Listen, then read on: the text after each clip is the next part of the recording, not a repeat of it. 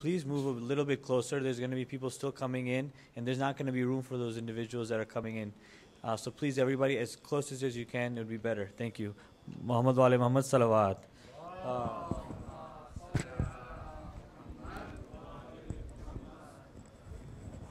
बर मोहम्मद वाले मोहम्मद सल्लल्लाहु अल्लाहुम्मा सल्ली अला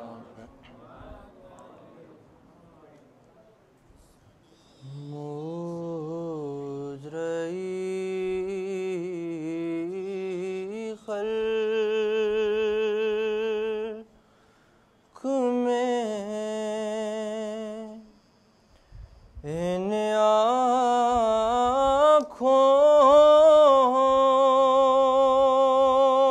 आँखों ने क्या क्या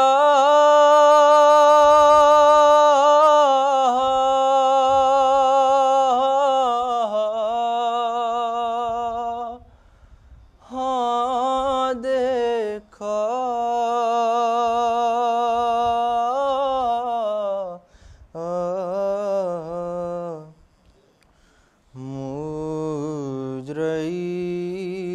मुजरई खल्क़ में इन आँखों ने क्या क्या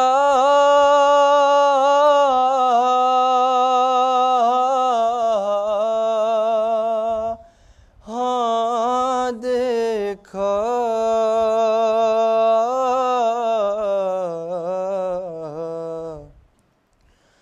पर कहीं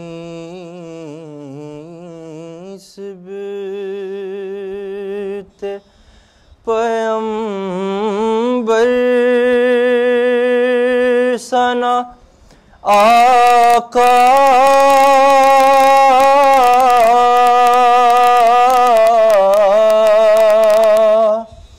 हाँ देखा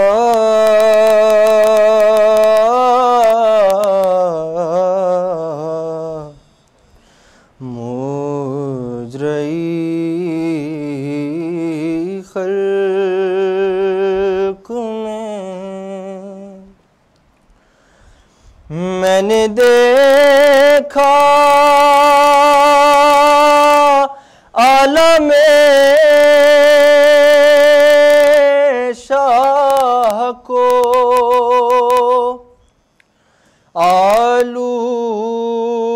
आलूदे खून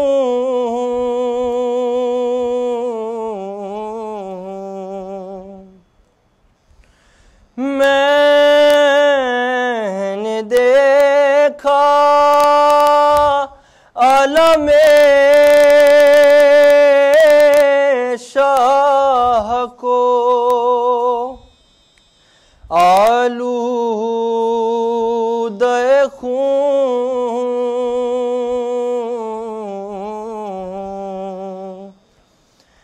मैंने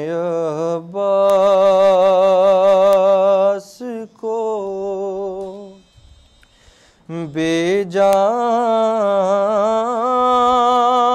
बेजान लब दरिया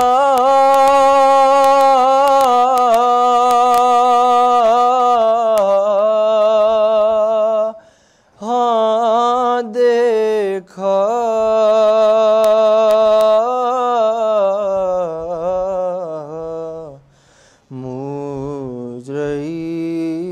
मुजरई खल्क़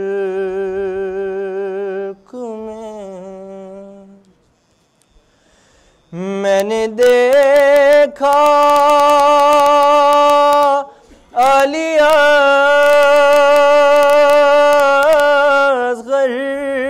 का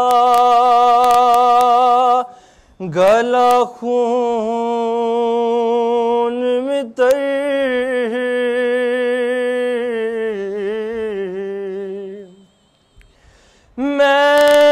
मैंने देखा अली असग़र का गला खून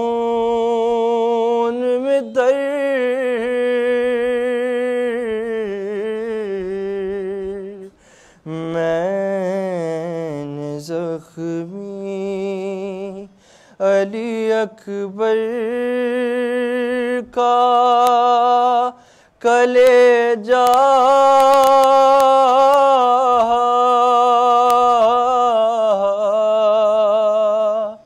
हाँ देखा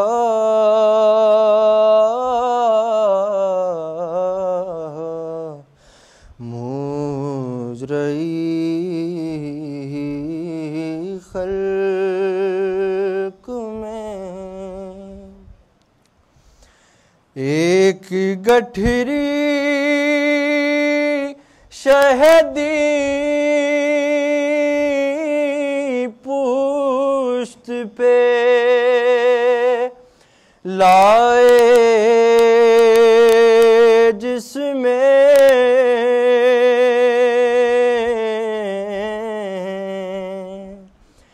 एक गठरी शहदी पुश्त पे लाए जिसमें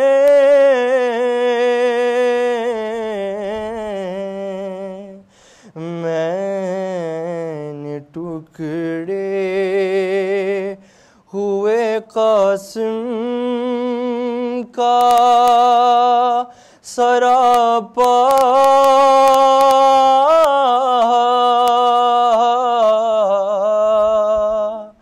हाँ देखा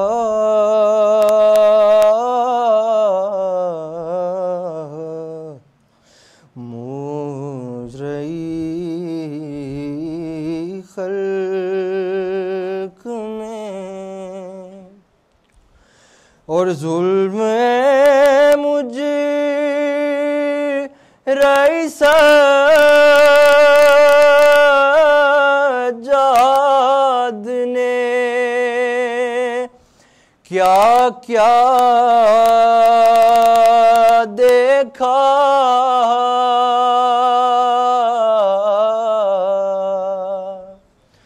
जुल्म मुझे रईसा जाद ने क्या क्या देखा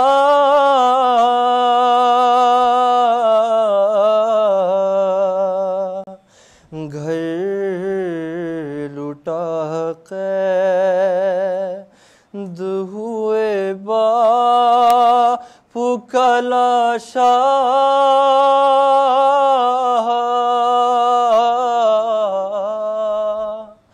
हाँ देखा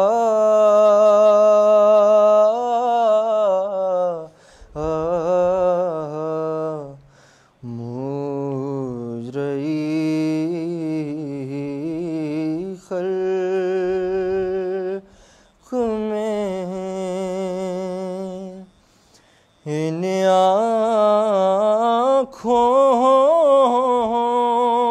आँखों ने क्या क्या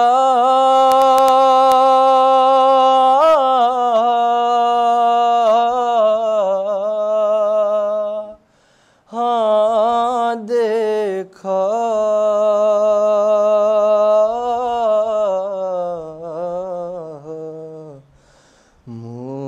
मुजरई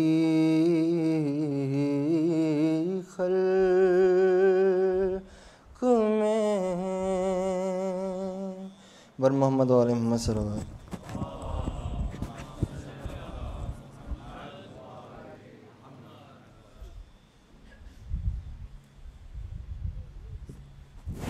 सलवात।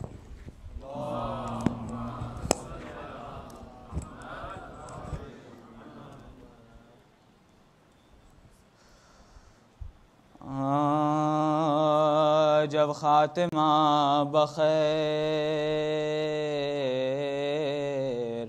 हुआ फौज शाह का, कौसर पर काफिला गया, प्यासी सिपाह का घर लुट गया जनाबे रिसालत पनाह का खाक उड़ रही थी हाथ ये था बारगाह का वो भाई थे ने रफीकना वो नूर ऐन थे दो बहनें रोने वाली थी और एक हुसैन दो बहनें रोने वाली थी और एक हुसैन थे फरमाते थे कि वाह ये ताखीर है अजल अकबर के बाद कौन सा था जीस्त का महल अब मुझको एक बरस के बराबर है एक फल मौत आए अब ये है शजरे जिंदगी का फल एक जान छुरी गलों पर जो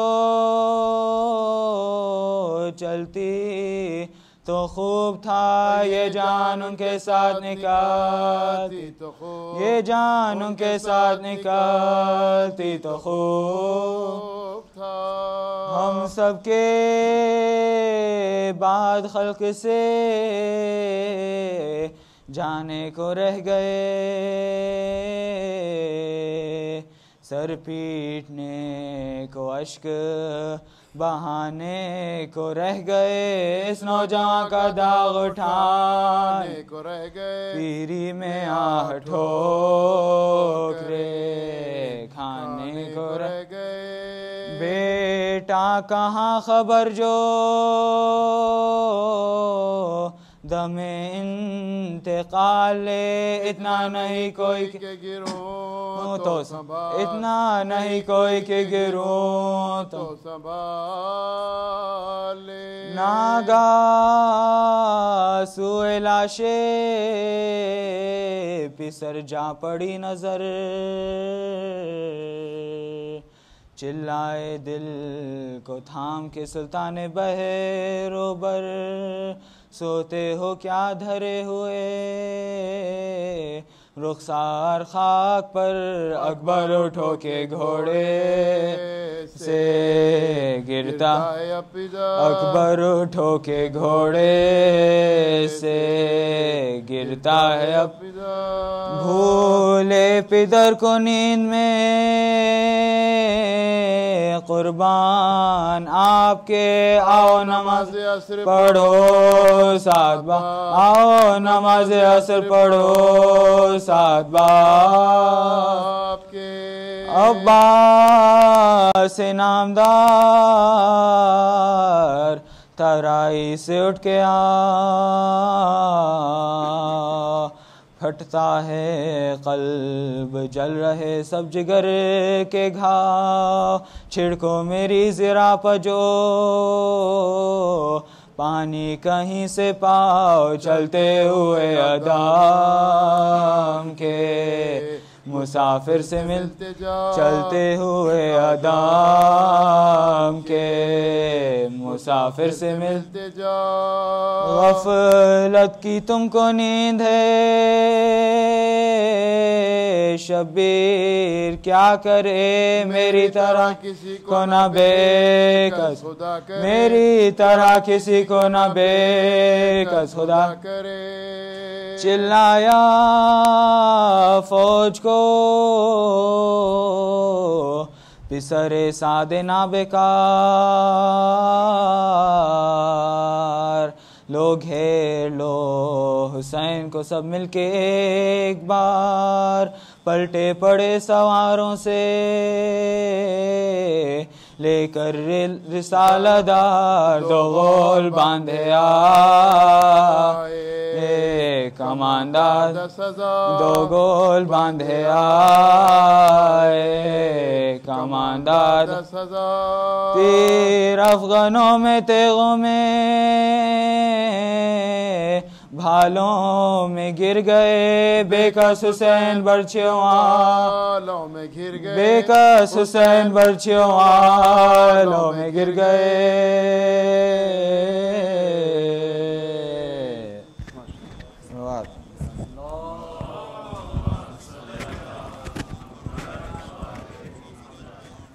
Few house majalis announcement. Tomorrow at 1 p.m. there is a majlis scheduled at the residence of Sayyid Najmul Hasan Naqvi.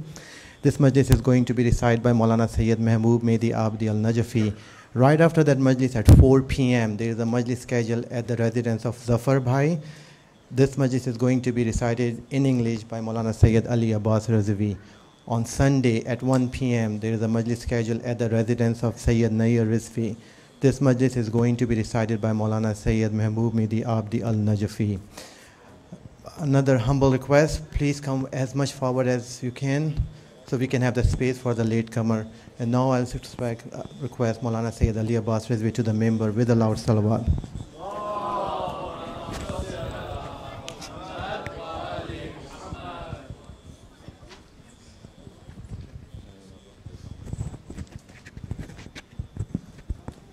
If any of you want to sit on the stage, some of you can also come on the stage as well.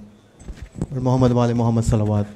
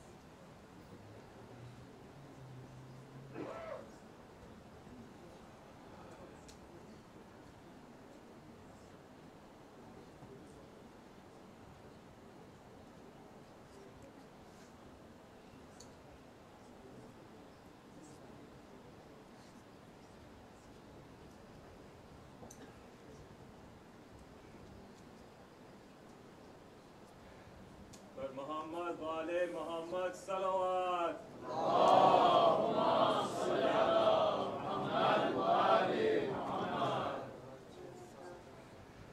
Recite another salawat, please.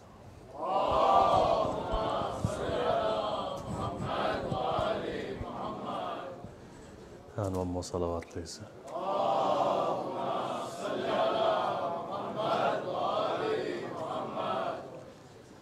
And one more salawat, please.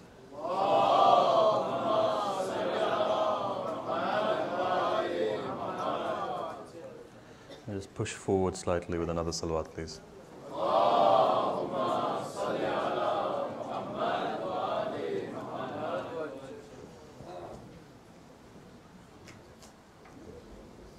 No bathroom breaks.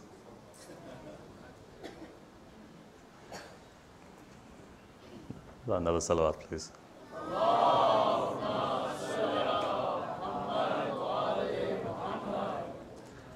One more salawat, please.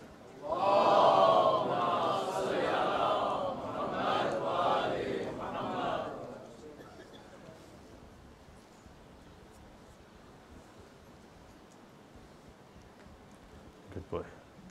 So one more salawat, please.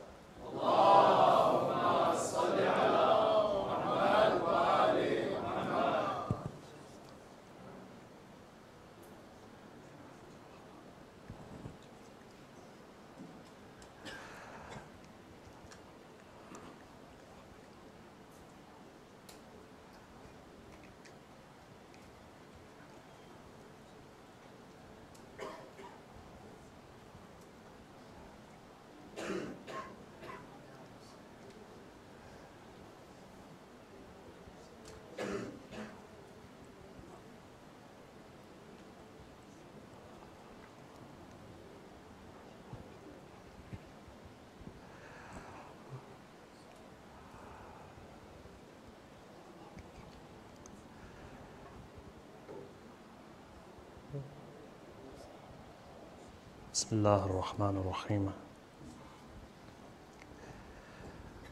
Alhamdulillah Rabbil Alameen.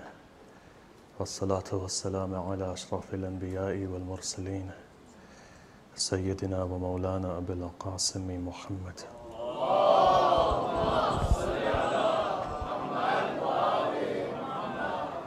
وعلى آل بيته الطيبين الطاهرين المعصومين المظلومين الذين أذهب الله عنهم الرجس وطهرهم تطهيرا.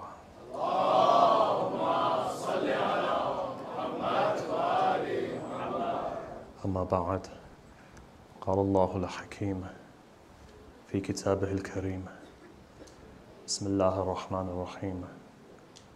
وإن من شيئته لإبراهيم. صدق الله العلي العظيم.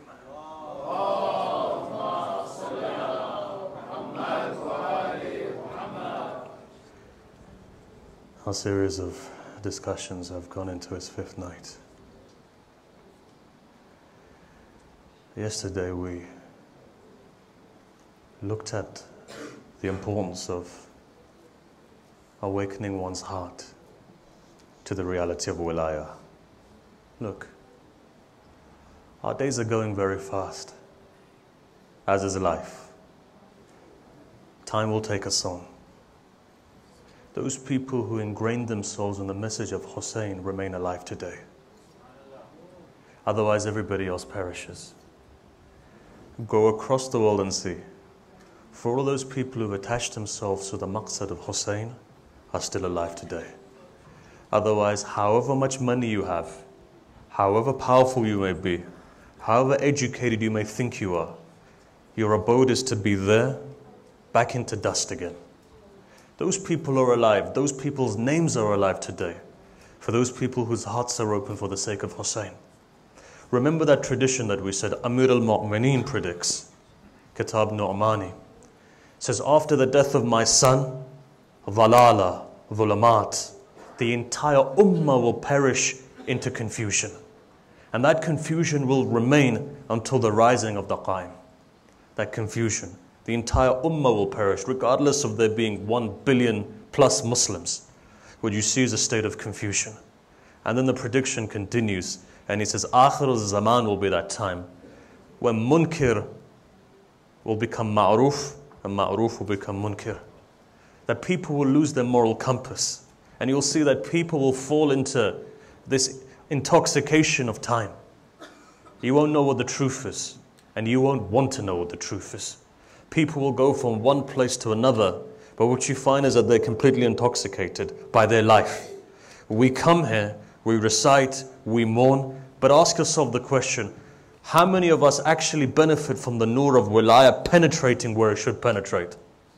The milak is this: if you ever want to know that your ziyarah is accepted, and if you ever want to know your azah is accepted, and you ever want to know your majlis is accepted, the milak is this: look inside of yourself and see. If you walk away from here as a changed person, then know your azah has been accepted.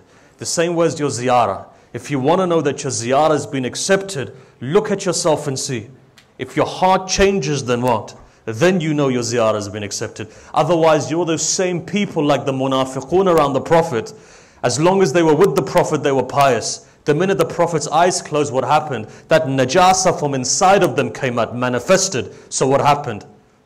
Thirst for power, hubba riyasa. It's love for power, corruption, matter, wealth, materialism. All of these things come. But what happens when a person truly understands from the heart, they change? Otherwise, like the example I gave, the minute you come back from ziyarah, land in Istanbul, Burger King, the first burger bite that goes, all of your spirituality goes down in the same way as that burger goes down. What happened? Tahajjud goes. Praying 5 times a day goes. Why? As long as you're next to Hussein, even the most wretched person becomes a bit pious. But the minute that you move away from Sayyid al-Shuhada, what happens? That effect begins to diminish. Why?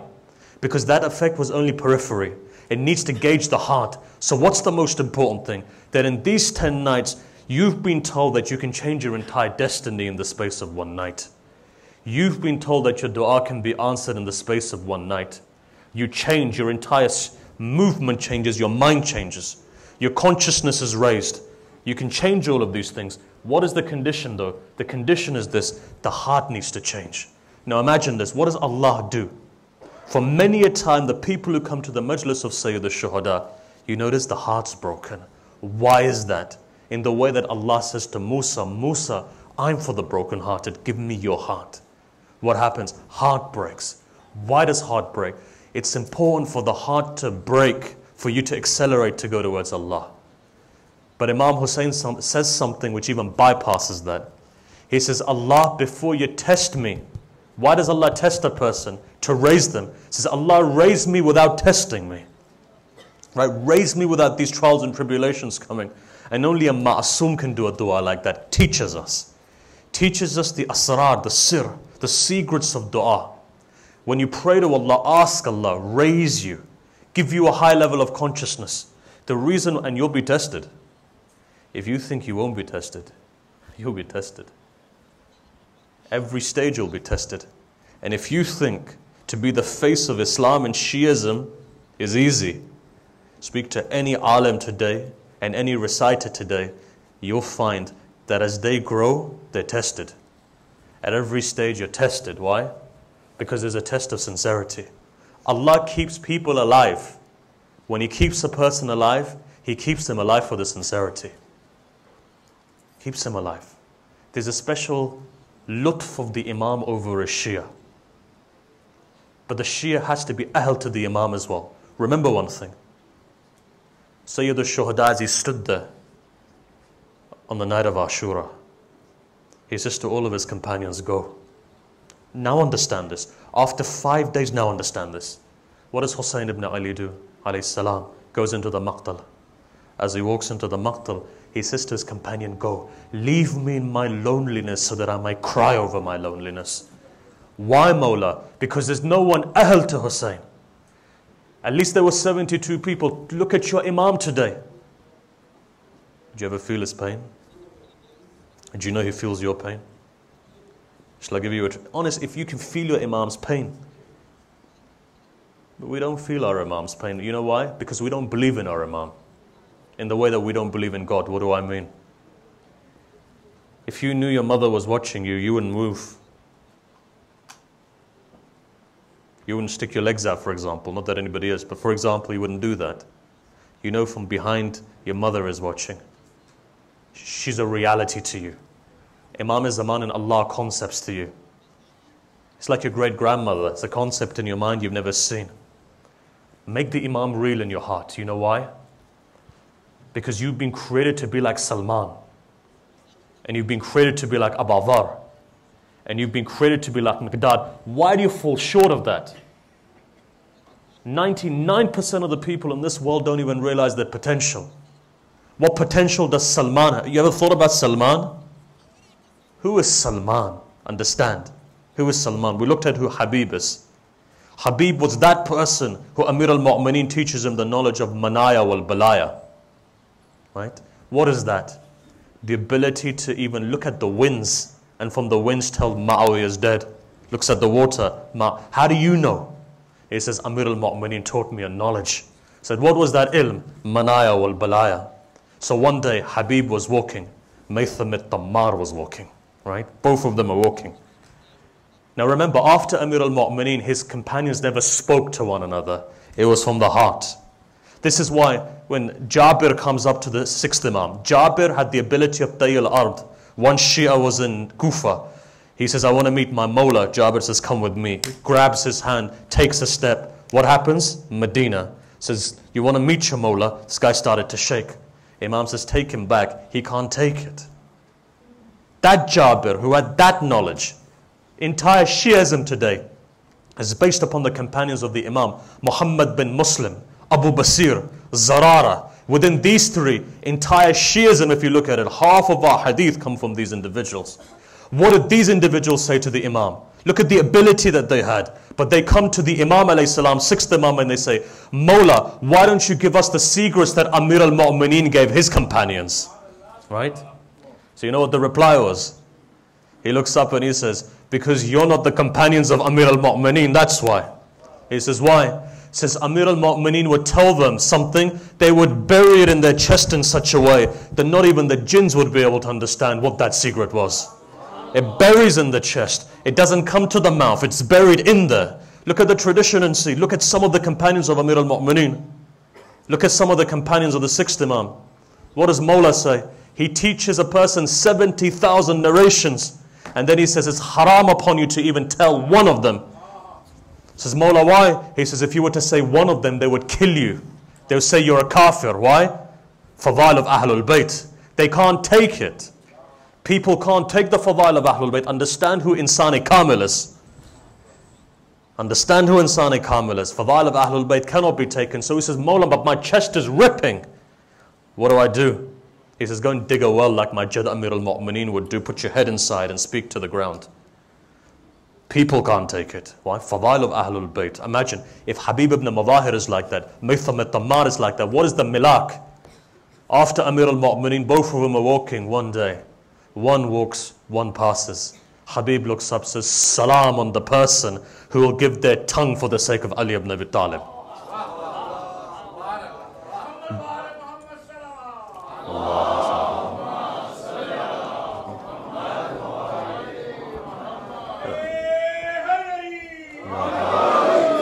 You know, people loosely use the term malang. There is no malang here bigger than Maytham al-Tammar.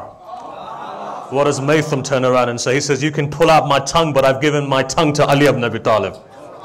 For my mother, they pulled out his tongue, but what was he doing? Dhikr of Ali, Ya Ali, Ya Ali, Ya Ali.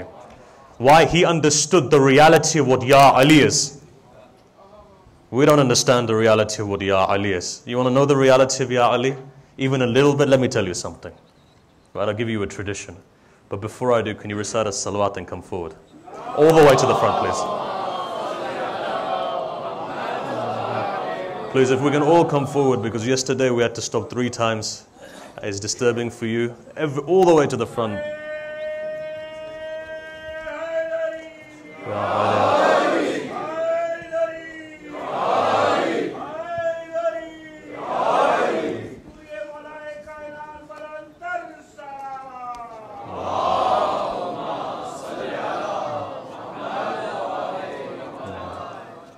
You know, I'm getting worried. They're putting me higher and higher up. It's not even Ashura yet. Tomorrow I'm going to be up there somewhere. Is that another salawat, please?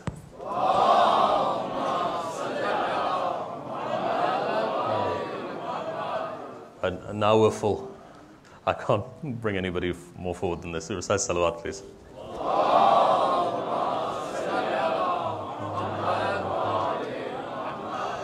Look, let's go back.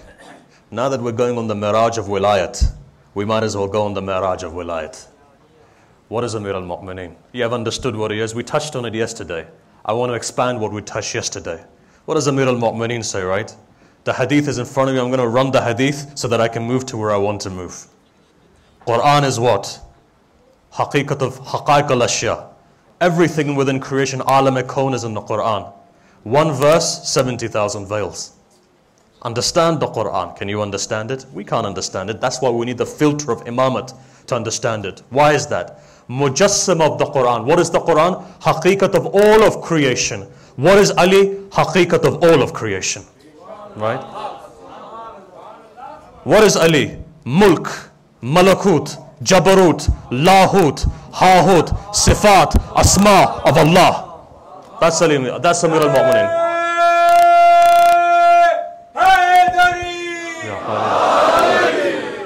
Take it one stage further. What is Ali? You have the Dhat of Allah. You have the Sifat of Allah. You have the Asma of Allah. You have the Af'al of Allah. What is the Af'al of Allah? It's the doer, right? It's done upon something. The first thing that Allah did upon to create creation was one haqiqah, was one nur. That nur is known as the nur of Muhammad. But that nur is one wasl with another nur. This is why Ayatollah Naini gave a tradition. He said, if you want to understand what Ali and Muhammad are the reality, he says one day the Prophet ﷺ was sitting there.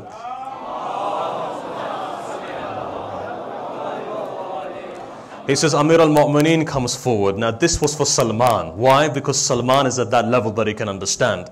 They say Mawla was sitting here, Rasulullah was sitting here. All of a sudden Rasulullah becomes light, Amir al-Mu'mineen becomes light in such a way that Imam touches the hand of the Prophet and they become one light. Then that one light separates again. In Alam Ma'da, they're two. But in all of the other realms going all the way to Yawm al-Qiyamah, they're one reality. That reality was the one that, that dot. So now go back to the second and third day. What did we say? When Allah wishes khair for somebody, He puts a light in their heart. What is that light? That light tells you that you are from the leftover clay of Ala Muhammad alayhi salam. This is who the Shia are. This is why you look at the Shia of Ahlul Bayt. You cannot take the love of Ali out. Whatever happens, they can cut you, they can hit you, they can slap you, they can kill you. But you'll be the same as those companions of Sayyid al-Shuhada. Mawla, even if we were to be killed 1,000 times and our bodies were to be chopped up into pieces and blown like ashes, every single time we would still come back to you saying, Labbaik ya Hussein. Right? This is why year in, year out you find the Shias walk. They walk from Najaf to Karbala every single year, 1400 years later. Why? Because they renew a vow. And that vow was made in Alam Adhar to Fatima to Zahra alayhi salam, that we will not forget your Hussein under any cost. Until the day of judgment you will see that there will still be people walking towards the shrine of Hussein because that oath is still there. And our souls will be going to the shrine of Hussein because we made a pledge to that mother that as long as we are alive, we will continue to gladden our heart. How will we gladden our heart? As we walk, tears will come into our eyes, and as those tears fall, that's what the gladdening of Fatima is. Right? Go back and see. Who is Amir al-Mu'mineen? What is the reality of Amir al-Mu'mineen? Hadith, Quran. Khulasa of the Quran goes back to the Fatiha. Khulasa of the first chapter goes back to the Bismillah. What is Bismillah? Shall I tell you? There are 4 or 5 verses in the Quran that contain Isma A'zam. Bismillah is one of them. There was a man once standing there. As he stood there, one man was watching him. Looks at him and he says, where you come from? He says, I live here in Najaf. He says, but I don't see you every single day coming to the shrine of Amir al-Mu'mineen. I come every single day. He says, really? He says, watch this. Assalamu alayka ya Amir al-Mu'mineen. Reply comes back. He says, the day that you can see the reply come back, then you come to me and say, he says, how did you reach this maqam? 2 things, ishq and Bismillah ar-Rahman ar-Rahim. Now that we're on this discussion, let me tell you something. Gift to you. Put it in your minds. If ever, God forbid, you have a problem, just remember Bismillah is Isma A'zam. If ever you have a problem in your life, if ever something befalls you, if ever something mujarrab, if ever something befalls you, after Isha, directly as you finish, recite 786 Bismillah ar-Rahman ar-Rahim and then recite 132 times salawat. You will see in one day up to 40 days, Allah will alleviate your difficulty and grant you so much that you'll be satisfied. Why? Isma A'zam. Shart is this though. Clothes have to be tahir. Food in your stomach has to be halal. Khums has to be paid for. Person has to pray. And a person has to have the love for Amir al-Mu'mineen. Then Allah opens the doors for that person. Anyhow, take the tradition, it goes back to the Ba. What did we say the Ba was? Muwakkil of the Ba is Jibreel. What is Jibreel? Jibreel is the guardian of the world, right? That Ba is this. Even in the Hebrew is known as Bet. Bet, there's one line, there's 2 here. Why? One represents Mulk, one represents Malakut. In that there's a line that connects both of these worlds, both in the Hebrew and in the Arabic, whether it's the Bet or the Ba. Connection. Muwakkil of the Ba or the Bet is Jibreel. Why? Because Jibreel looks at the nizam of Alam al-Kawn. This is why they say there are 4 angels. And those 4 angels uphold the Alam al-Kawn, world of being, the immaterial and the material realm. Jibreel, Israfil, Israel, and Mikael. Well done. Salah salawat, please.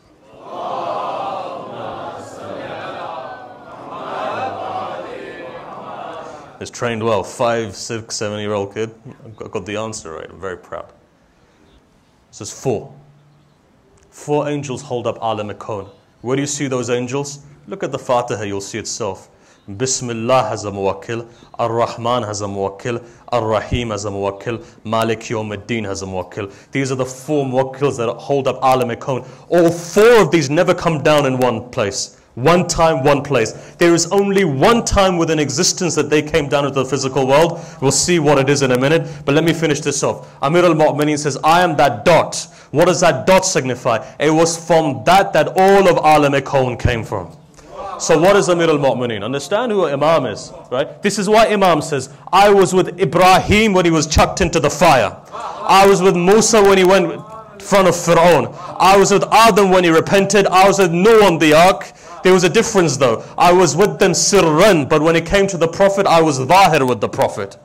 Somebody asked the question, Ya Ali, how's it possible? From the beginning to the end you're there. He says, who am I? Ana awwal wa akhir, zahir wa batin.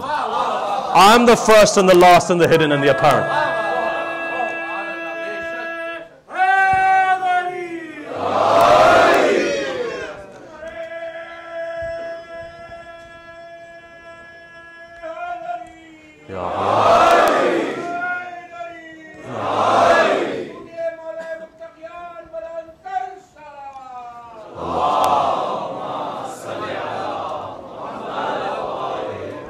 You see, Allah actualizes all of His names within creation. The Rahmah of Allah, Ar-Rahman and Ar-Rahim, the entire universe is based upon the name Ar-Rahman. Everything, actualization. When you get rizq, actualization of a name. When Ahlul Bayt show you the karam of the Ahlul Bayt, actualization of the name. But what is Al-Insanul Kamil? Who is the Hujjat of Allah? Hujjat of Allah is that person who actualizes all of the names so that man understands Tawheed. This is why 6th Imam has said, had it not been for us Ahlul Bayt, nobody would have understood what Tawheed is, nobody would have understood what Allah is. It is through us as a wasila that you come to understand. Why? You want to see Rahmaniyat, look at who? Imam al-Zaman. You want to look at Rahimiyat, look at Imam al-Zaman. You want to know Karimiyat, look at Imam al-Zaman. You want to know Jabbar, right? Look at Imam al-Zaman. You want to know Allah? Look at Imam al-Zaman. Why? Ahlul Bayt continue the discussion. You know what the Ahlul Bayt say? They say, somebody comes up to the Imam. He says, what was your father? He says, Wajhullah. What are you? He says, Nahnu Asma'ul Husna. Why? You see, what is wajh? Face. Allah doesn't have a face, physical face. Why? Allah's beyond that, transcendental. He's absolute. Doesn't have a face. But what's the face? Look, there may be 10 Muhammad sitting in this room. But the face and the name gives you a personality, gives you an identity. Allah needs to be recognized as well. Insani Kamil is that face that when you look at your Prophet, you understand what Allah is. Otherwise, you wouldn't be able to. Otherwise, you wouldn't be able to. The greatest manifestation in creation of Allah, Rasulullah. From that light comes Ahlul Bayt. But you know what? When Allah wants to introduce the Ahlul Bayt, what does He introduce them and how does He introduce them? He introduces them like this. He brings them all into one room. He takes a shawl. Fatima goes under it, puts the shawl over, and then after that Allah says to the angels, this is Fatima, this is her husband, these are her children, this is her father. Why? Sirullah al-Akbar. The greatest secret of Allah is Fatima. Well, look, we're coming on to this discussion. I want to take you now. Take you to who Amir al-Mu'mineen is. Look, Ayatollah Hassan Zada Amali says, he says, Isma Azam is Ali. This is why some of the ulama have said, whenever you have a problem, recite Ya Ali 1,000 times. You will see Allah will alleviate your problem. And all these are for 40 days or 3 days or 10 days, but nevertheless, Isma Azam is Ali.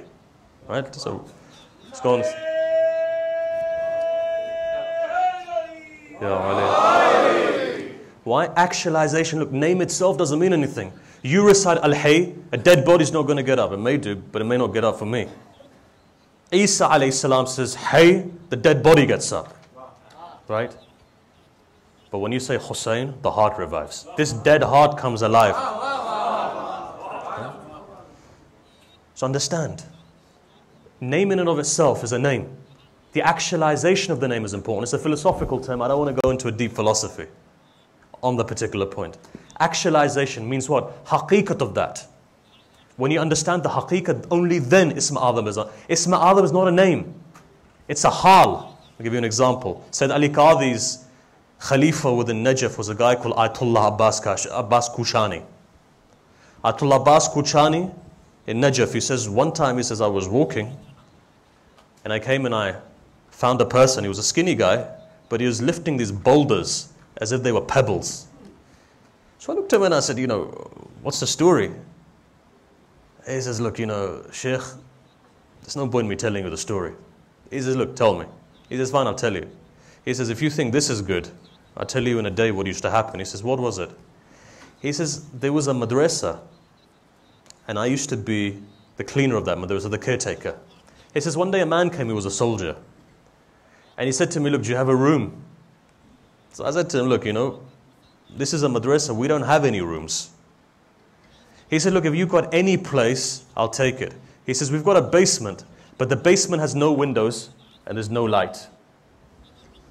He says, can I see it? I'll take it. I don't mind taking it. He says, fine, you'll have to clean it up yourself. Clean it up, went underground. 24 hours, the guy's missing. So this caretaker said, look, let me see if he's dead or alive. It's underground, there's no windows, hardly any oxygen, let me go and see. As he walks downstairs and opens the door, in the pitch darkness that it was, this man was reading Quran, light was coming out of his eyes and he was reading. All right, light was coming out of his eyes. If you think that's not possible, Ayatollah Bahjat had this ability. When he would do wudu sometimes, light would come out of his eyes. Ayatollah Abdul Karim Kashmiri, speak to ulama, they'll tell you, it was absolutely pitch black. Kashmiri would be sitting like this. As he opens his eyes, it was like projectors. Right? Why? Nur from inside comes out. Certain people have nur from inside. You see it. It starts off on the forehead, eyes, chest. Nur comes out. Nurani. There were times when the Urafa used to do things, their face used to be Nurani. Right? Because, remember one thing. Ulama of the Ummah of the final prophet are like the Anbiya of the Bani Israel. If Musa comes down from a mountain and his face is light, then the same ability is found within the servant of Rasulullah and Ahlul Bayt. When a person puts their forehead on the hujra of Fatima alayhi salam, Allah raises that forehead into light. It's not rhetoric, believe me. If you ever saw these people, you would know that you don't need to then go any further than that. Right? It's like you read about famous Indian poet Josh Malyabadi. He became an atheist for about 13 years or so. There was an interview done in one of the Indian papers. He said, what brought you back to Islam? What brought you back to God? Was it philosophy? Was it theology? He says, it was nothing like that. He said, what was it? He says, I thought about the fact that if somebody like Hussein can give their life for a God, then surely there must be a God. Right? Hussein. You understand Hussein, you come to understand. I don't need you to give me arguments to say there is a God.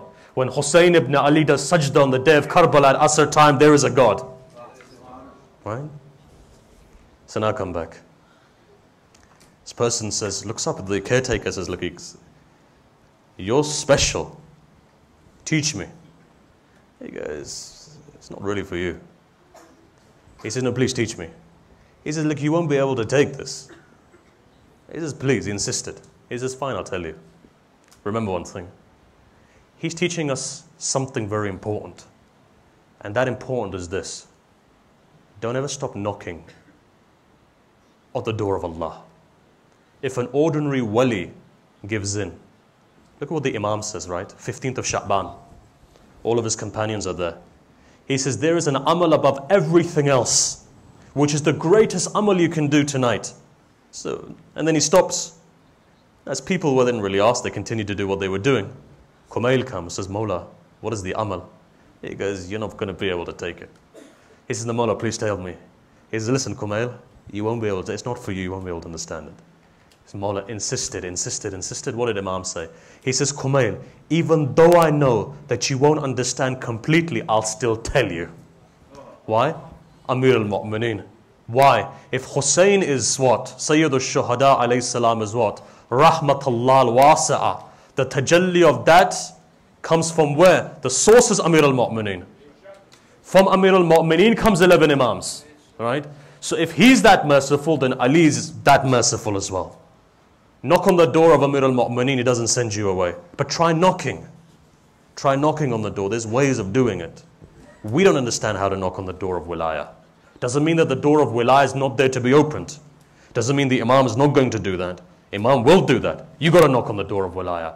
How do you knock on the door of Wilayah? These nights. What are these nights? Two things. Huzn, baqa. Imam says himself, wasila'uhul baqa. What have you got in front of Allah but your tears? Ayatollah Hassan Zada Amli became what he did because of his tears. He's still alive. Look at the ability that man has. Still alive today. You know, there's an incident with myself that took place with Ayatollah Hassan Zada Amli. It's not a story second or third. Directly, what I saw from Ayatollah Hassan Zada Amli, and I've never narrated it, so I'll hold back at least for today. But you ask, what is it? Tears. Used to cry. Heart used to break. Remember, the sign that your heart is alive is that tears come into your eyes. And the sign that your heart is dead is when tears stop coming into your eyes. That's when you know you're morphing into shimmer. Why do I say this? Understand. We don't know that we're being poisoned. Not all of a sudden that you wake up and you become shimmer. Even shimmer 25 years ago, 30 years ago was with Amir al-Mu'mineen. Slowly the poison affects. We don't know. 1 minute you get up, you go out, you're praying 5 times a day, you meet a person. Your prayers start becoming qada. After that, then what happens? Then days go by, you don't pray. Then what happens? One day you're sitting there with a cannabis in your mouth, not realizing that your dua will not be answered for the next 40 days. If bala falls upon you, which direction you're going to turn to? After that, what happens? All of a sudden you go, and all those things which are haram in our faith, look, I'm not looking at other faiths, maybe it's halal for them, but the fact is for you it's haram. What do you do then? Which direction? Before long your heart's dead and you don't even realize it.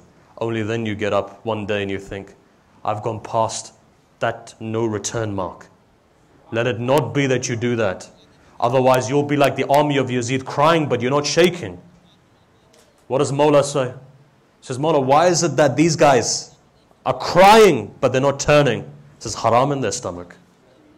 Be careful, be vigilant. These nights wake yourself up. I'm going to go tomorrow. What I do is on my shoulders, what you do is on your shoulders. It's not like I'm standing there with a stick and telling you to pray. It doesn't make a difference whether you pray or not. It's between you and your Allah. But we have a responsibility to remind you. What is that reminding? Your Mawla died madloom because of what? So that you have a chance in life to become a better person. I want to ask you a question. If on the day of judgment, that broken-hearted mother of Hussein comes to you and says to you, my son gave 72 of his companions and his entire family, and my daughter Zainab was tied, just for the sake that you could remember the true reality of religion, did you respect it or didn't you respect it? Were you wasting your life away? Were you not wasting your life away? Come khadim of Ahlul Bayt. If tomorrow Zahra asks, I think to myself, what's going to happen to us? My son gave everything away. And you guys didn't even move? You guys didn't even change? You came for the 10 days of Muharram and you cried on the 11th day you were committing haram? What are we going to say? And here I'm talking to myself. It's most important. If I can't change myself, none of my words are going to have any impact on you. Remember what we said. Hearts connect to hearts. Hearts connect to hearts. It's not the words. Remember, what does Ahlul Bayt say? They say sometimes you don't even know what you're saying, but we become your tongue to spread the message. This is why I've always said, when people say that he's not qualified, she's not qualified, every single person who comes to the majlis of Hussein is qualified to go out and defend the name of Imam Hussein. I'm not telling you to go out and become a faqih. But the fact is this, if in 30 years of coming to majalis of Hussein, you don't have enough knowledge to defend Sayyid al-Shuhada outside, then something's wrong. Even our kids do that. Look, leave the fiqh to the fuqaha. Leave other things to the fuqaha. But when it comes to being an ambassador of Sayyid al-Shuhada, that's who you are. When you walk outside and show the compassion of Hussein, and when you go outside and you show the generosity of Hussein, and when you go outside and you show the akhlaq of Hussein, then people ask you, you're different from them. You're different from them. Why are you different for? Answer is simple, because we're followers of Hussein. It's like in the words of, there's a very famous Sunni scholar within Pakistan. Most of you, the elders will know, Shah Ahmad Nurani. So a man goes to him and he asks him a question. And you know, sometimes one of our youngsters, they ask questions just to get a reaction. So he looks up at him and he says, Maulana, can I ask you a question? He says, what? He goes, are you Sunni or are you Shia? Imagine, the biggest scholar of Ahl Sunnah. Now the scholar was also clever as well. So he replied, and he replied very beautifully. He says, son, I don't know about Sunni and Shia. I don't know what Deobandi and Barelwi is. I don't know what Shia and Zaydi is. But let me give you an answer. He says, what is it? He said, after Karbala, son, there are only two parties. One is Yazid's party, one is Hussein's party. He says, I feel proud of the fact that I'm with Hussein ibn Ali.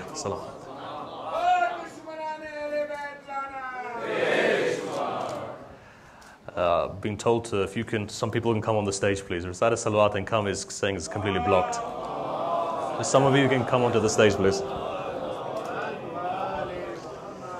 I still have one spare. There's no space to move. Somebody, if all of you kids can come onto the stage, please, come on. Some of your elders out there are finding it difficult to come in. And your committee members are telling me to tell you guys to come forward. Recite a salawat and all of you kids come forward, come on.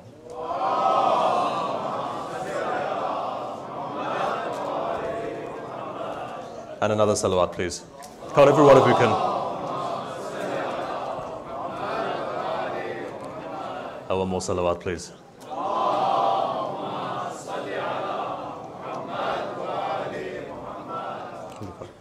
One more salawat, please. You could all come forward. If you see a space in front of you, please fill that space and just come forward. Even to the back, people are still standing up. You could recite a salawat, please.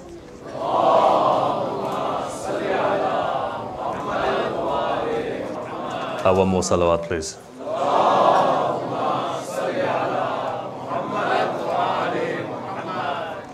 You guys sitting over there, you just move forward, there's some gap there. If you can move forward. Come on. It's over there. Move forward. Keep on, if we can keep on just filling some of the small gaps which are there. Another salawat, please, and just move forward.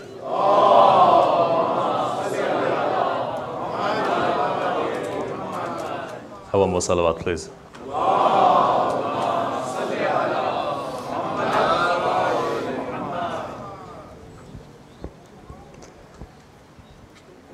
Let's refocus again.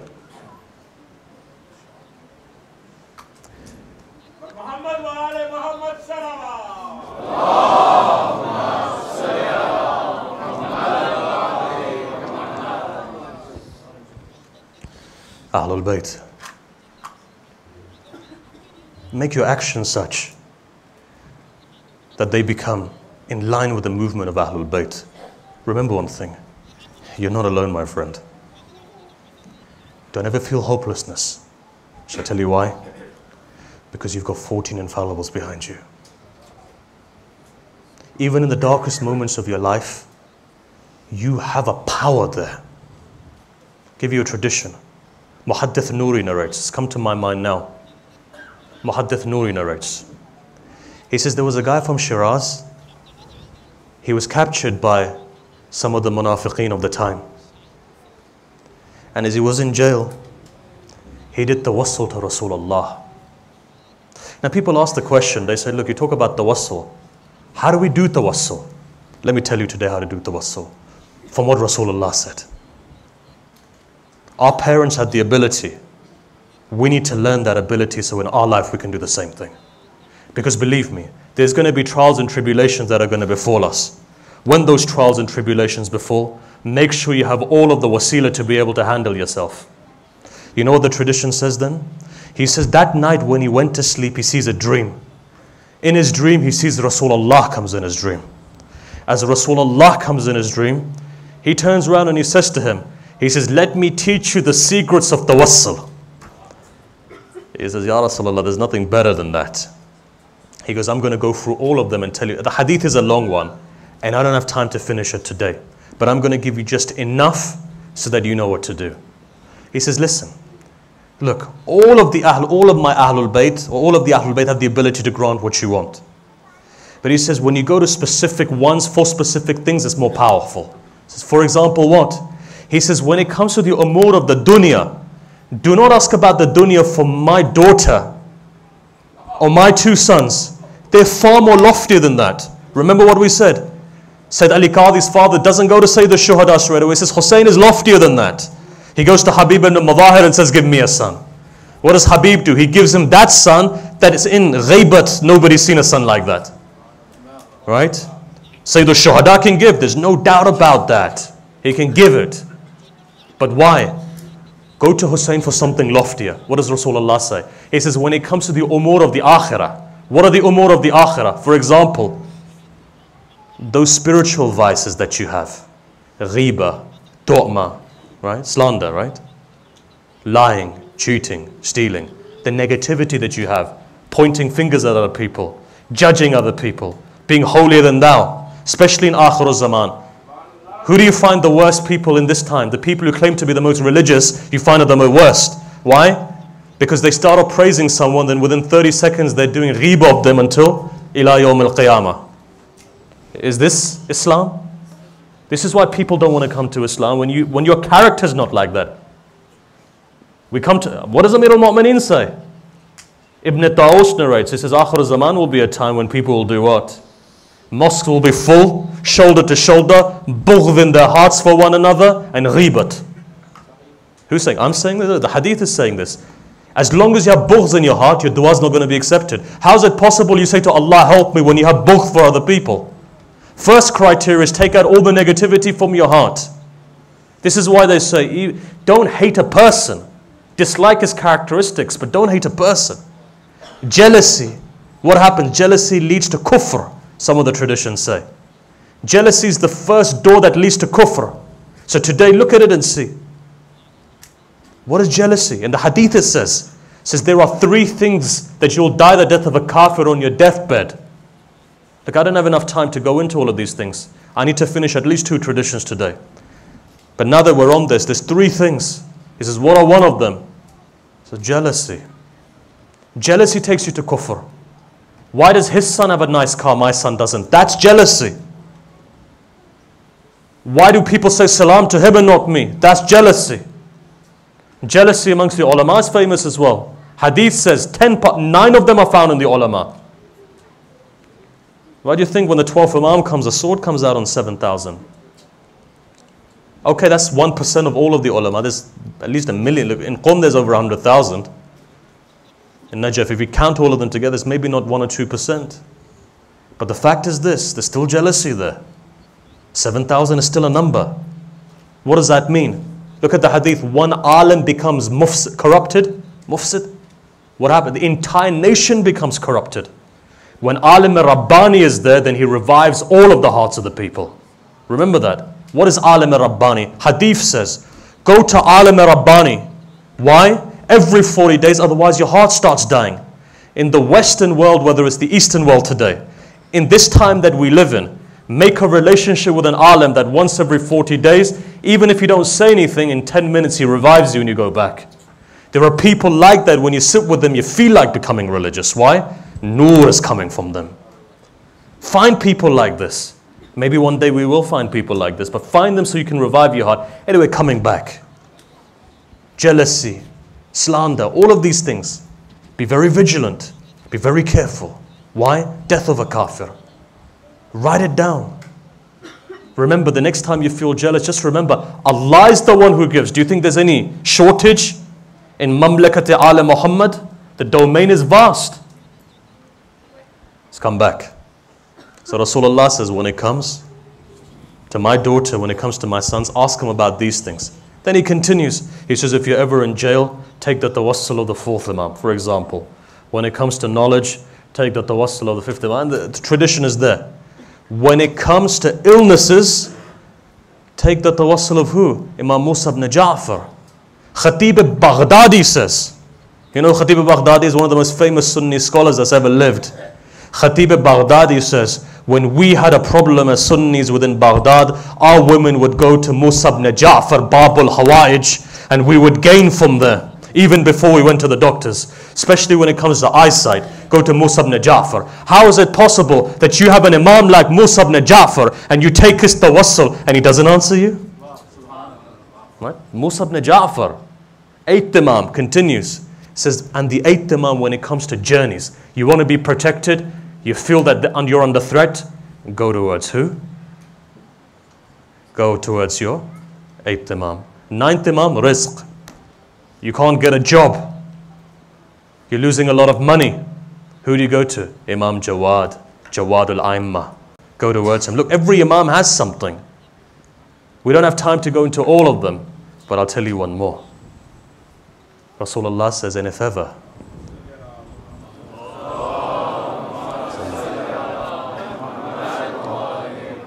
Rasulullah says, and if you ever fall into trouble, كأنه, if the swords of your enemy are between you, like that trouble, life and death situation, you don't know where to go, you feel your du'a's not being answered, he says, at that time, call upon the Mahdi, and you will see the Mahdi will come and help you. You have a power, my friends, and that power is your 12th Imam.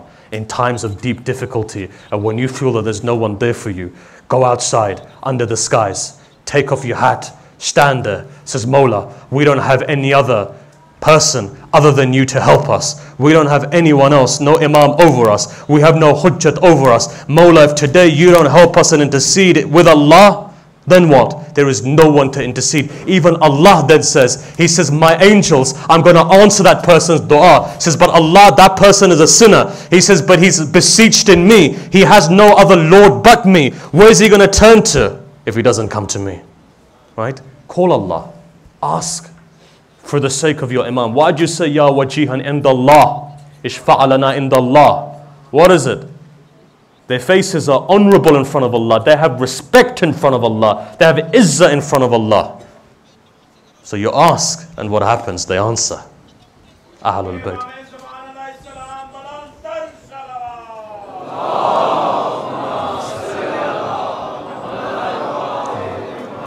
The hadith is a long one, and I wanted to mention so many different things today. Hadith is a long one. God willing, we'll complete the tradition tomorrow. And we'll now shift into how to cultivate that wilayah. Look, I wanted to mention about Amir al-Mu'minin. I wanted to mention about Zahra today. Look at the philosophy of what she is. We don't have enough time. Our time is leaving us fast. In the next couple of nights, we'll discuss further. I just want to finish this tradition off. Rasulullah then replies, I want you to focus on the final part of this tradition. Look, many people have come from far away. Many people have come from far away. Many people have hajat in their heart. Many people have made nadhar and mannat and everything else. Let me tell you something. If here your dua is not answered, there's no way your dua is answered. I want to say to you one thing though. Huzn, baqa. Learn these two things. Grief and tears when your voice is elevated. Those are the two ways dua is answered, right? These are the nights of Hussein. These are the nights. Whenever the tears come, let them come. You know why? Let them come. Even if you're crying over your own problems, Ibn Shabib, even if you have your own problems, you're crying over anything, Just make the intention that you're crying over my judge. That's how Kareem he is. He doesn't look and say you're crying over your own issues. He says, okay, they've made the intention, let's accept it. Hussein is that person. His arms are open to you. Shall I narrate to you the final part of the tradition? Final part of the tradition is this. I can't narrate all of it, just a small part. You won't be able to take it. I've seen you in the last 4 nights. The final part of the tradition is very painful. Continues and he just says one thing. Rasulullah then says, and if ever you want to seek revenge, go to my brother Ali. You don't do anything yourself. Why? Because the intensity lessons. If somebody oppresses you, if you lash out, what are you going to say to Allah? Allah can turn around and say, but you've already lashed out. You stay quiet and you leave it to Amir al-Mu'mineen. Amir al-Mu'mineen, when he takes revenge for you, there's no one in this world who can take better revenge. Why? There's a couplet. Whenever you fall into trouble, who said this? Sheikh Tusi. Which one? Khwaja Nasiruddin Tusi says. Muqaddas Ardabili. There are 2 ulama that we have from the Urafa. Hassan Ilahi was the brother of Allama Tabatabai. Had the ability to call back souls. So Ayatollah Hassan Zada Amli asked him, which souls can't you bring back? He says, only 2. He says, which ones? He says, Ibn Ta'us and Muqaddas Ardabili. He says, why? He says, Muqaddas Ardabili's maqam is such, he's with Amir al-Mu'mineen. The angels can't disturb him because he's with Amir al-Mu'mineen. That Muqaddas Ardabili who Imam Zaman called Muqaddas Ardabili. Right? That Muqaddas Ardabili says, he says, I became Muqaddas because of the tawassul of Khwaja Nasiruddin Tusi. There's a special tawassul of the 14 Masumins. In the hadith it says, if a person has a problem, recite this tawassul which is now mansub to Khwaja Nasiruddin Tusi. Allah will accept your dua. But for ma'rifah and to climb, Ibn Muqaddas Ardabili says, I would recite this which took me to Muqaddas Ardabili. That Khwaja Nasiruddin Tusi says, whenever I had a problem, I would call upon Amir al-Mu'mineen with the couplet, Ya Qahir al-Adu, Ya Wali al-Wali. He says, when I recited this 100 times, Allah would alleviate any difficulty that I had. Right? That Amir al-Mu'mineen. What is Rasulullah saying? Rasulullah is saying this to him. He's saying, whenever you want to seek revenge, don't do anything. Go who? To Amir al-Mu'mineen. This person asked him a question though. And the question is heartbreaking. You know what the question was? He says, Rasulullah, if Amir al-Mu'mineen takes revenge, then what happened to Zahra?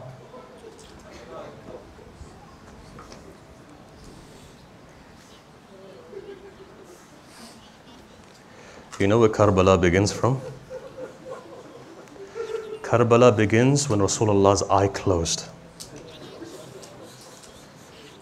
Tonight I want to mention just some words. You know when you cry for Amir al-Mu'mineen, you give condolences to Zahra. Imam Hassan, condolences to Zahra. Imam Hussein, condolences to Zahra. Imam Zain al-Abidin, condolences to Zahra. Rasulullah, condolences to Zahra. But when you mention Zahra, 13 infallibles come and say, please give us your I'm going to recite slowly. I'm going to recite slowly. Your hajat, you know Zahra knows. Your nasib now. Your nasib. You know Zahra knows. Let me give you a tradition. One day Amir al-Mu'mineen was walking in Kufa. 2 men were having a conversation together. One man says to the other man, what is the most difficult moment for a man? One of them replies, when he can't fend for his family. He says, what do you think? The other one replies, he says, when a man becomes ill and he can't fend for his children. I've seen myself. Recently I was in a country, a woman came crying. She says, my husband wants to commit suicide. I said, why? She says, because he is paralyzed. He had a stroke. He was a hard worker. Now that he sees that I have to go and work, my husband can't take it. Says at that moment Amir al-Mu'mineen was walking by. They say, Abul Hassan Amir al-Mu'mineen, tell us what is the most painful moment for a man. What was the reply? That wounded soldier just looked down, puts his hand on his heart. He says, I wish you never asked me a question like that. He says, but now that you've asked me, I'll reply. He says, if the husband is like me, and a man comes to his wife, Like, I can't recite anymore. You won't be able to take it, I won't be able to recite anymore. Ya Amir al-Mu'mineen, Zahra's pain made you like that. But there was one more pain that made him cry as well. That was Zainab's pain. Shall I give you a tradition? So I'm wondering how I can give you this tradition. I'll give you a tradition though, if I can. They say that when Zahra was coming back from the court, in the hadith somebody asked, they said, was a chadar so big that it was dragging on the floor? Said, why? They said, because she had no footprints, there was a drag mark. Ulama replied, he said, no, that's not the case. Said, why? Said, when she came out of the court, one arm around Fidda, one arm around Ayman, her feet were dragging because she was in pain. As she was walking, a man comes behind her. When the man comes behind her, he grabs her by the shoulder. When he pulls the shoulder, he slaps her in the face. Zahra falls to the ground. When Zahra falls to the ground, she doesn't call Rasulullah. She doesn't call Amir al-Mu'mineen. She looks to the sky.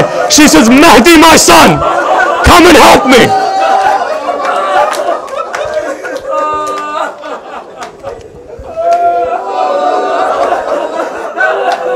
Somehow Zahra comes back into the house. Tradition says her face was covered. She comes back in. Hassan and Hussein come. They say, mother, did you get back your possession? She doesn't say anything. She comes onto the musalla. She sits on her musalla. As she sits there, a 4-year-old girl comes forward. That girl looks up at the face of this woman. You know what she says? She says, oh old woman, why are you sitting on the musalla of my mother Zahra? Zahra looks up, says, Zainab, recognize me, I'm your mother. Zainab says, mother, it was only a garden, you could have given it to them. You know what she replies? She says, look, Zainab, it's not the garden that made me your daughter. Mother, your hair's gone all white. It's not the garden that made my hair white. Says, mother, what was it? You know what she replied? Look, take a breath. Sakina didn't even get a breath.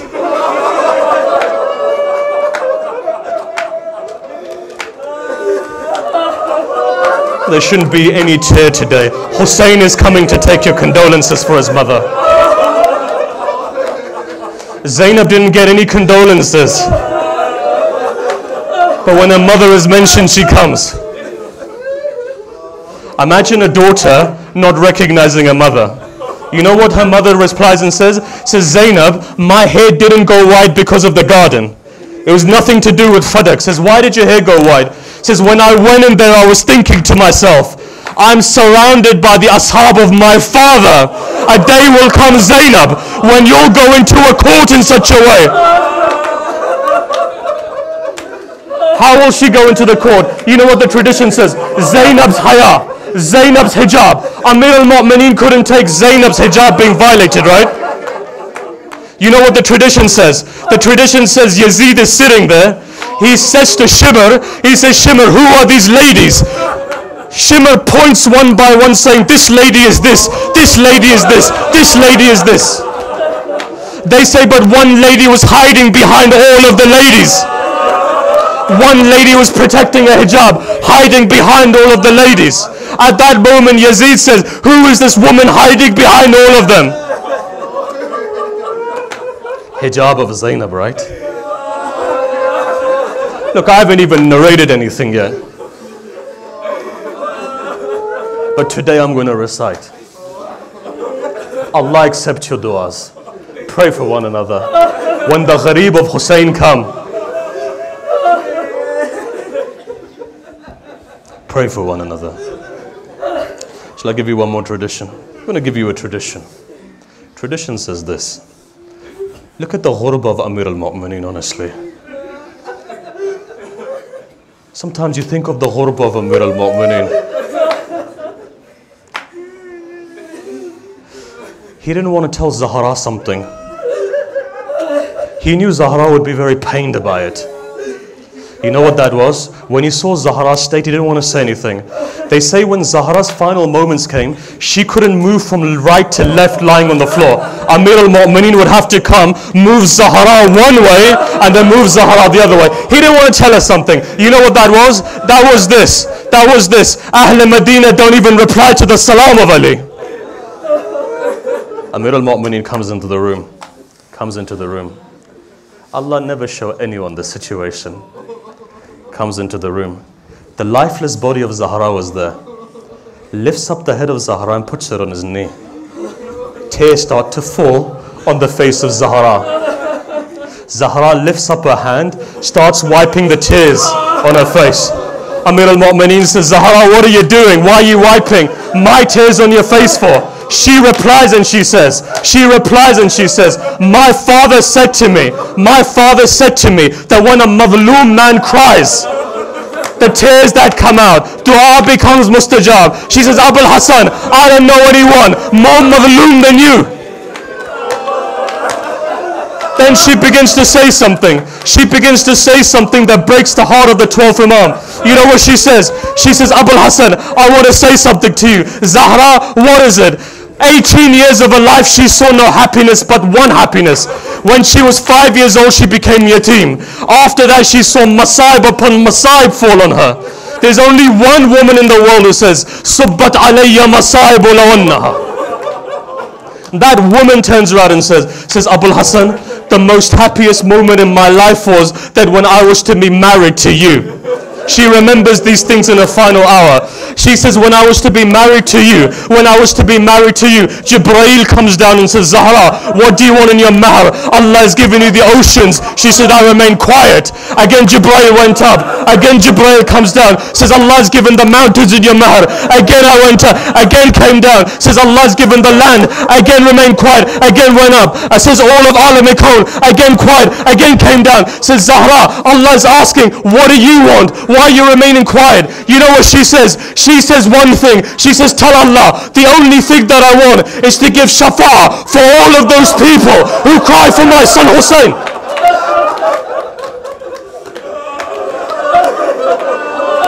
Zahra remembered you even when she was leaving this world.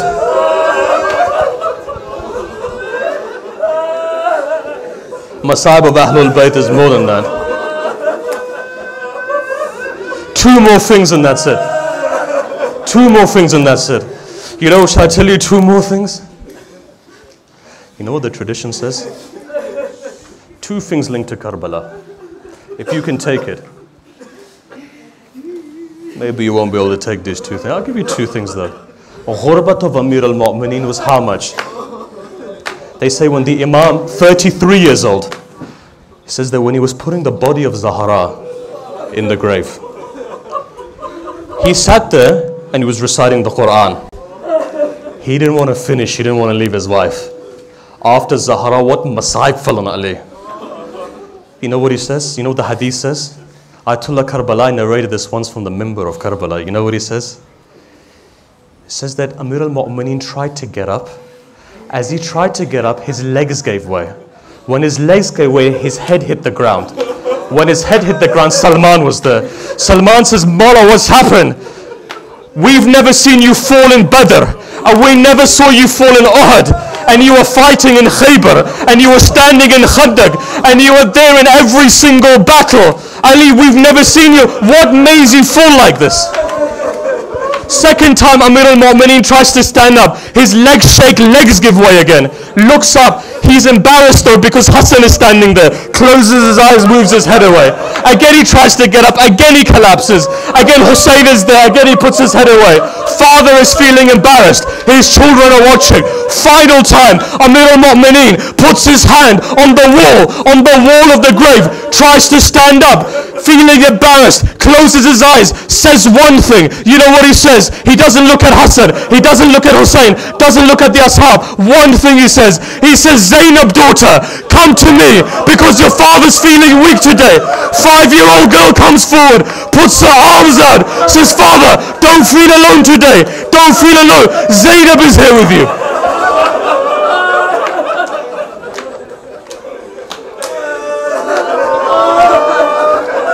Final tradition, and that's it. Nor will you be able to take it, nor will I be able to recite. Final tradition. Zahra is leaving this world, right? Now imagine this. Zahra is leaving this world. From tonight, all the khususi nights begin. Zahra is leaving this world. You know what happens? Sister Ayman, my 2 children are going to come in. They're going to be hungry. Feed them something. I'm going to be in the room. Stories in front of you, right? One part I want to narrate, that's it. You know what the tradition said? Hassan and Hussein come in. What do they reply? We've never eaten without our mother. Both of them are waiting for the mother to come. Both of them charge in the room. Zahra had gone into sajda. Her lifeless body was there. Soul had come out of the body. Hassan grabs the feet. Hussein grabs the head. Time was Asr time. What happens? Hussein says, mother, answer me. No voice comes out of the body. Again, Hussein says, mother, answer me. No voice comes out of the body. Third time, Hussein says, mother, if you're not going to reply, I'm going to cry. I'm going to cry. From the lifeless body of Zahra, voice comes, son, you called me. I answered you, son. Son, you called me. I answered you. Asr time will come. Son, when I call you, you answered me. Asr time comes. Hussein is lying there. Shimr begins to walk. وَجَلَسَ عَلَى صَدْرِهِ. Shimr comes onto the chest of Hussein, grabs him by the beard. At that moment, one mother comes. One mother comes. Hussein, I haven't forgotten you. Hussein. Matam Hussein.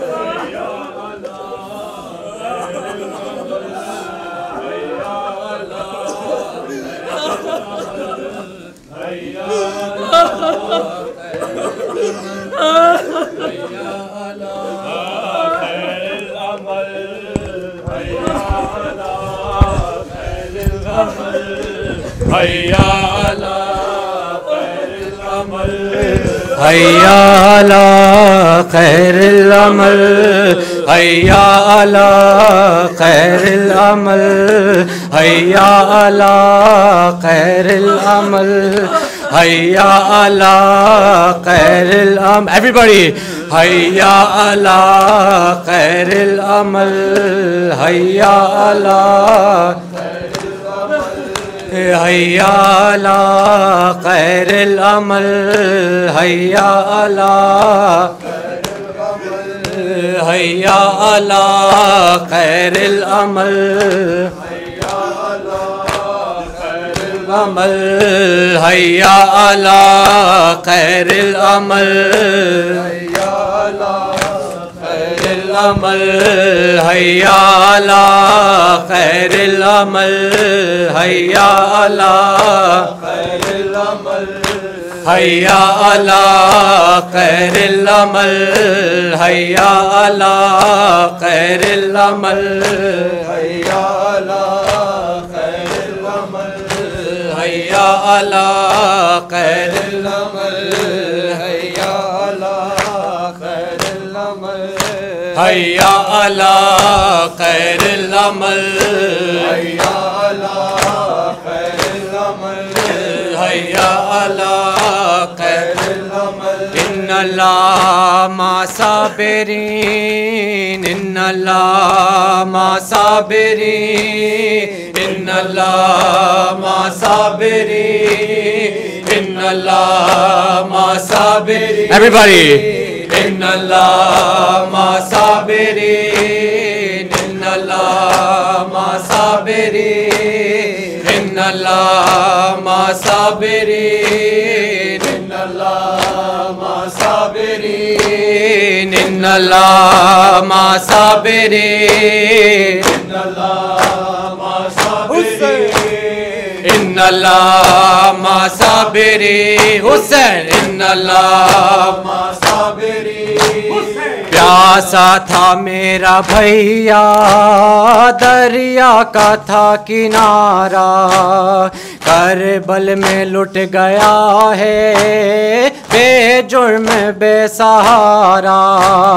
पत्थर ना मारो मुझको लोगों में बेसहारा हुसैन इन्नल्लाह मा साबिरीन इन्नल्लाह मा साबिरीन इन्नल्लाह मा साबिरीन इन्नल्लाह मा साबिरीन इन्नल्लाह मा साबिरीन इन्नल्लाह मा साबिरीन इन्नल्लाह मा साबिरीन इन्नल्लाह मा साबिरीन हमें और ना रुलाओ बाजार ना ले जाओ आमों से मुस्तफा को ना दर बदर फिराओ सदमा रुला रहा है तकदीर की रिदा का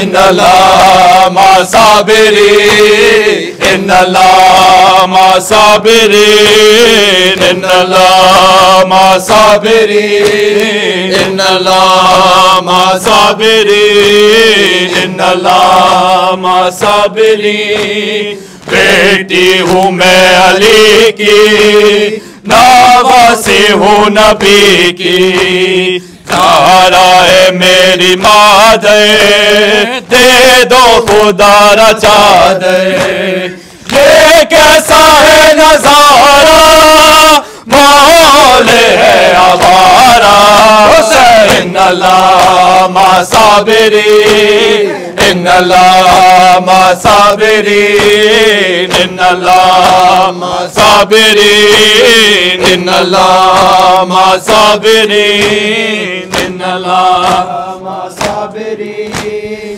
हमें किस तरह बुलाए ज़ैनब का शाम जाना बीमार ना तवा के आए ठोकेरे वो खाना आवा सदा भी रोए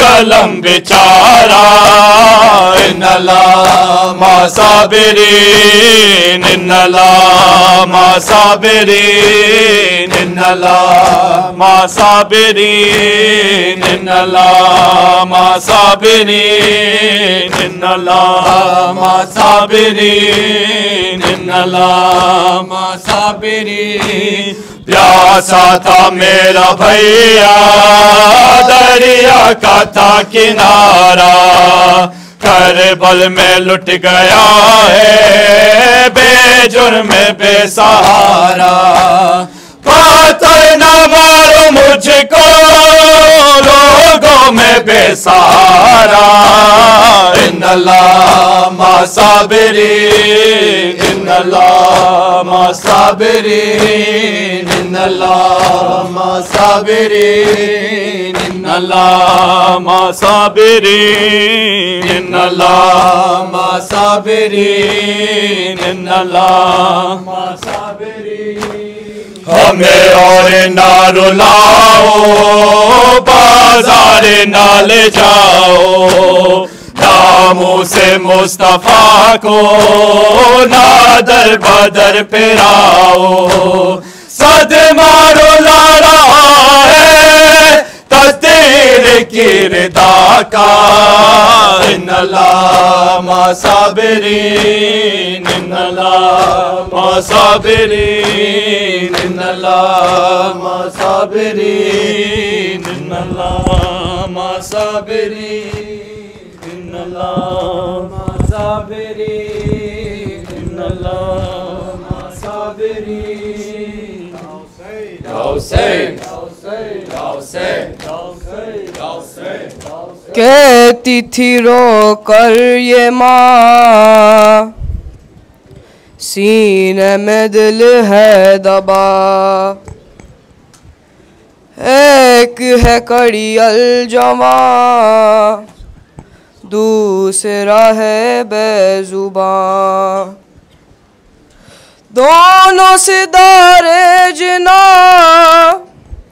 दश्त में तन्हा है माँ सूना है सारा जहां उजड़ा पड़ा है मकान, आँखों से खून है रवा, ओ अली अकबर कहाँ, ओ अली असगर कहाँ, ओ अली अकबर कहाँ, ओ अली असगर कहाँ, ओ अली अकबर कहाँ, ओ अली असगर कहाँ। करती हूँ कब से बुका, देते नहीं तुम सदा, क्यों हुए मुझसे कफा, क्या हुई मुझसे कता।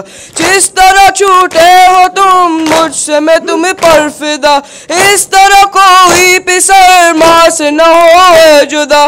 दश्त में तुम मेरी जान हो गए किस जान, हाँ ओ अली अकबर कहाँ, ओ अली असगर कहाँ, ओ अली अकबर कहाँ, ओ अली असगर कहाँ। मेरी उम्मीदें गए, मेरे सहारे गए, जिनको समझती थी जहाँ वो प्यारे गए।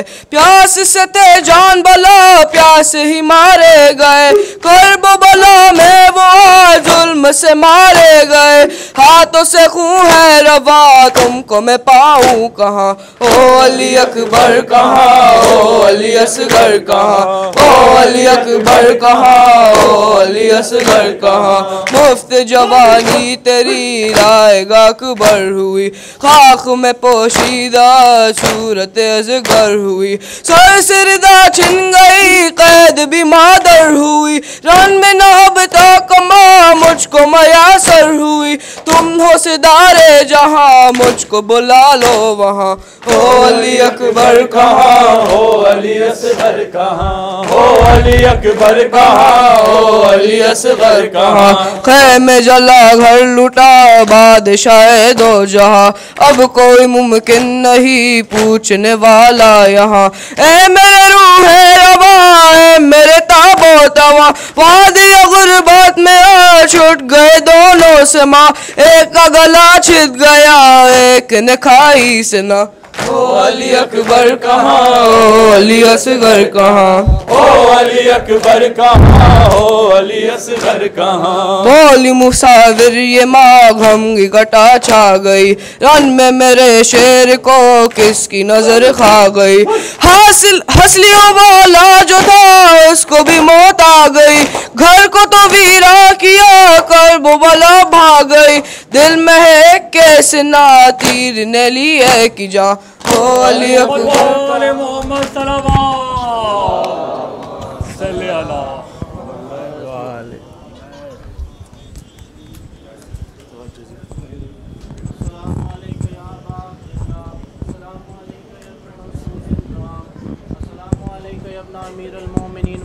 अलैहि वसल्लम। अस्सलामु अलैका या इब्ना फातिमा ज़हरा सय्यदत निसाइल आलमीन। अस्सलामु अलैका या सारल्लाह व इब्ना सारही वल वित्रल मौतूर। अशहदु अन्नका क़द अक़मतस सलात व आतैतज़ ज़कात व अमरत बिल मारूफ व नहैत अनिल मुनकर व अताअल्लाहु व रसूलहु हत्ता अताकल यक़ीन। फ़लानल्लाहु उम्मतन क़तलतका व लानल्लाहु उम्मतन ज़लमतका व लानल्लाहु उम्मतन समिअत बिज़ालिका फ़रज़िअत बिह। या अबा अब्दिल्लाह इन्नी सिल्मुन लिमन सालमकुम व हर्बुन लिमन हारबकुम इला यौमिल क़ियामह। अस्सलामु अलल हुसैन व अला अली इब्नुल हुसैन व अला औलादिल हुसैन व अला अस्हाबिल हुसैन।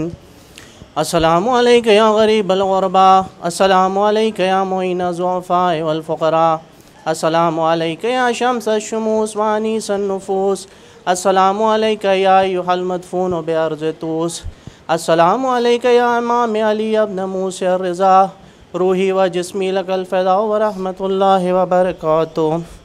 सल्लल्लाहु अलैका या साहिबल अस्र वज़्ज़मान, अस्सलामु अलैका या खलीफ़तर रहमान, अस्सलामु अलैका या शरीकल क़ुरआन, अस्सलामु अलैका या इमामल इंस वल जान, अस्सलामु अलैका या मज़हरल ईमान, अस्सलामु अलैका या इमाम ज़मानिना हाज़ा अज्जलल्लाहु तआला फ़रजक व सहलल्लाहु मख़रजक व ज़हूरक व रहमतुल्लाहि व बरकातुहू। सलवात।